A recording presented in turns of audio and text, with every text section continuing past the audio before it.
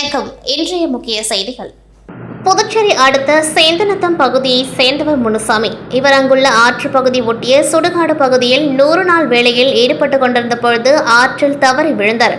அவரை அங்கிருந்தவர்கள் மீட்டு வில்லியனூர் அரசு மருத்துவமனைக்கு டாடா ஏசி வாகனத்தில் கொண்டு வந்து சிகிச்சைக்காக சேர்த்தனர்.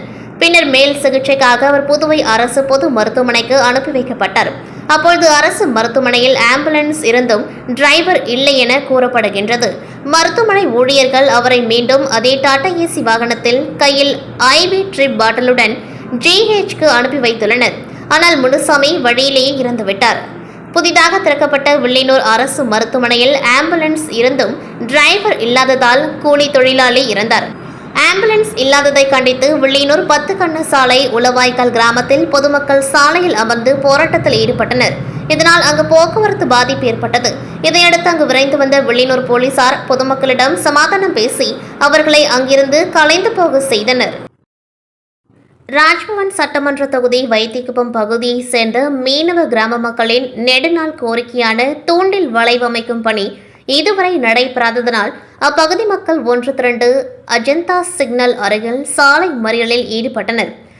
இச்சம்பவம் அறிந்து உடனடியாக முன்னாள் அமைச்சர் மக்கள் தலைவர் கண்ணன் மகன் விக்னேஷ் கண்ணன் விரைந்து சென்று மக்களோடு இணைந்து மறியலில் ஈடுபட்டார்.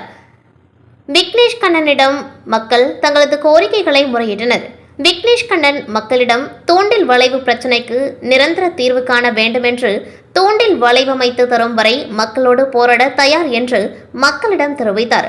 மேலும் காவல்துறை அதிகாரிகளுடன் சம்பந்தப்பட்ட துறை அதிகாரிகள் வரவழைக்கப்பட்டு ஊர் மக்களிடம் நாளை வைத்திக்குப்பம் பகுதியில் ஒரு கூட்டம் ஏற்பாடு செய்து நல்லதொரு முடிவு எட்டப்படும் என்று உறுதியளித்தனர்.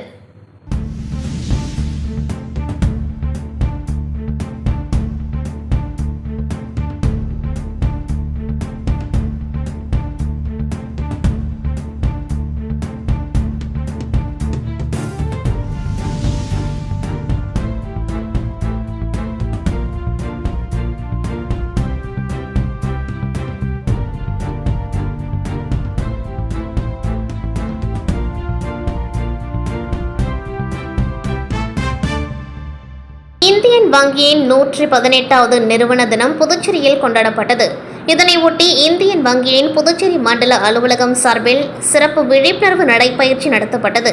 லாஸ்பேட் உழவர் சந்தை அருகே துவங்கி 3 கிலோமீட்டர் தூரம் மேற்கொள்ளப்பட்ட இந்த நிகழ்வை சென்னை மண்டல கள பொது மேலாளர் வெங்கடேசன், மண்டல மேலாளர் வெங்கட சுப்பிரமணியன் மற்றும் துணை மண்டல மேலாளர் சுப்பிரமணியன் தலைமையிலான இந்தியன் வங்கி அதிகாரிகள் கலந்து கொண்டார்கள். வைப்புகளை அதிகரித்து வங்கியின் சிறப்பு வைப்பு திட்டங்களை பற்றிய விழிப்புணர்வை ஏற்படுத்தும் பதாகைகளை அதிகாரிகள் ஏந்தி சென்றனர். இந்த நிகழ்வின் சிறப்பு அம்சமாக இன் சூப்பர் 400 நாட்கள் என்ற திட்டம் மிக உயர்ந்து 8% வருடாந்திர வட்டி விகிதத்தை வழங்குகின்றது மற்றும் இன் சுப்ரீம் 300 நாட்கள் என்ற திட்டம் மிக உயர்ந்து 7.80% வருடாந்திர வட்டி வீதத்தை வழங்குகின்றது. இத்திட்டங்கள் மூத்த குடிமக்கள் மற்றும் முதியோர்களின் தேவைகளுக்கு சிறப்பாக சேவை செய்ய வடிவமைக்கப்பட்டுள்ளது. மேலும் அவர்களுக்கு சிறப்பு நலன்கள் மற்றும் அதிக வெளியிட்ட அளவீடுகளை வழங்குகின்றது. மாத சம்பளம் பெறும் ஊழியர்களுக்கு ரூபாய் 1 கோடி வரையிலான காப்பீட்டு தொகையுடன் கூடிய புதிய கணக்கு தொடங்கும் வசதி பற்றியும் விழிப்புணர்வு ஏற்படுத்தப்பட்டது. வங்கிக்கு சென்று வங்கி அதிகாரிகளின் ஆலோசனையுடன் மொபைல் செயலியை செய்து பயன்படுத்தினால் பாதுகாப்பு என்றும் அனுமதியற்ற செயலிகளை பயன்படுத்துவது ஆபத்து என விழிப்புணர்வு நிகழ்ச்சியில் பங்கேற்ற இந்தியன் வங்கி சென்னை மண்டல கள பொது மேலாளர் வெங்கடேசன் அறிவுறுத்தினார். புதுச்சேரி 15வது சட்டசபையில் 5வது கூட்டத்தொடர் நடைபெற்று வரும் நிலையில் மாணவர்களின் அறிவுத்திறனையும் சட்டசபையில் சட்டமன்ற உறுப்பினர்கள் செயல்படும் விதத்தையும் கண்டுகளிக்க தினசரி ஒரு அரசு பள்ளியின் மாணவர்கள் வருகை புரிந்து பார்வையிடுவது வழக்கம். இதனைத் தொடர்ந்து இன்று புதுச்சேரி பிராந்தியமான காரைக்கால் மாவட்டத்தில் உள்ள அரசு பள்ளி மாணவர்கள் இன்று சட்டமன்ற வளாகத்தில் சட்டசபை நிகழ்வுகளை காண வந்தவர்களிடம் உள்துறை மற்றும் கல்வித்துறை அமைச்சர் நமச்சிவாயம் மாணவர்களிடத்தில் கலந்துரையாடினர். அப்பொழுது மாணவர்கள் அமைச்சருடன் அமைச்சரின் கேள்விகளுக்கும் மாணவர்கள் கேள்விகளுக்கும் மாற்றி மாற்றி பதிலளித்துக் கொண்டார்கள். இந்த நிகழ்வு சட்டசபை வளாகத்தில் பெரும் மகிழ்ச்சியை அனைவருக்கும் ஏற்படுத்தியது.